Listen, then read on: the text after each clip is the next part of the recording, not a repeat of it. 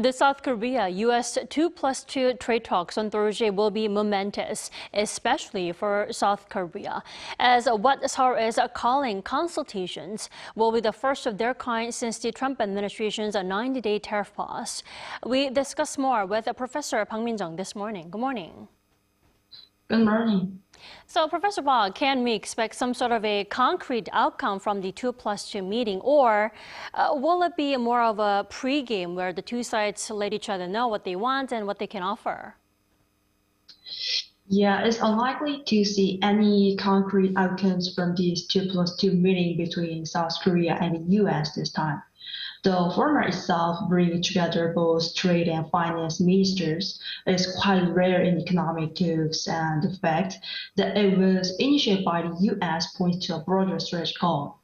Washington appears to be targeting more than just tariffs. The key issues likely include non-tariff barriers, currency issues, and also even defense cost sharing, all wrapped in a single bundle negotiation format. So rather than aiming for immediate agreements, this meeting seems to serve as a pre-negotiation phase, an opportunity to align on key interests, clarify priorities, and prepare for more detailed talks down the line. So timing is also very key important matters of this time, with significant political and policy transitions expected in coming months. Both sides seem focused on creating a stable platform for ongoing discussions rather than rushing into any commitments.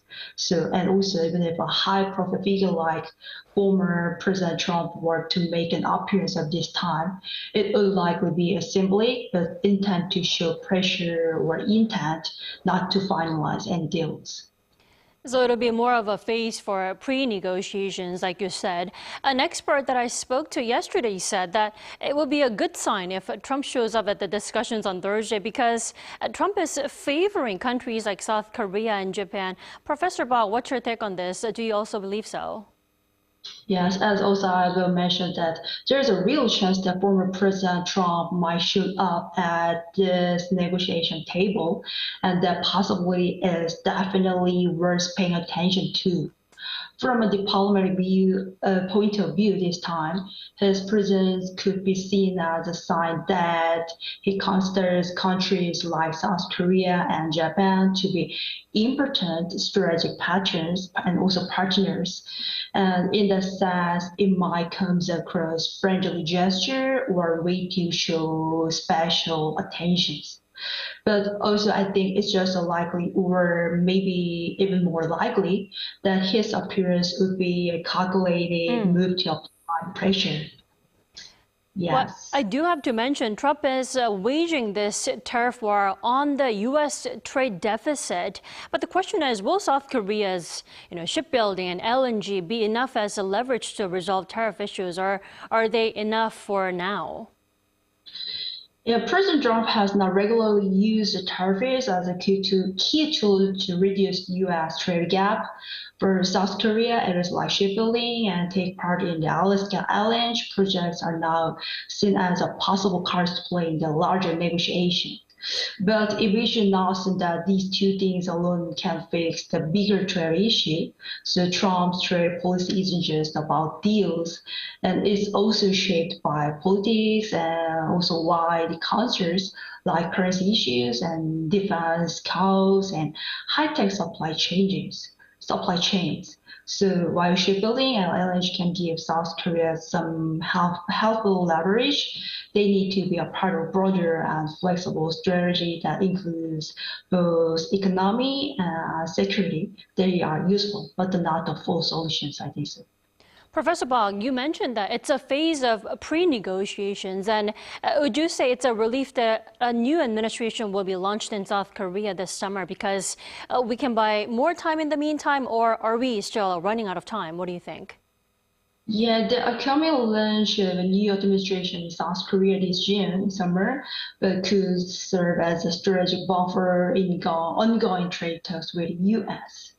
So since the current phase seems more exploratory, with both sides outlining priorities and shaping the structure for future dialogue, So the current government has some space to define the broader framework while leaving more concrete decisions to the next administration.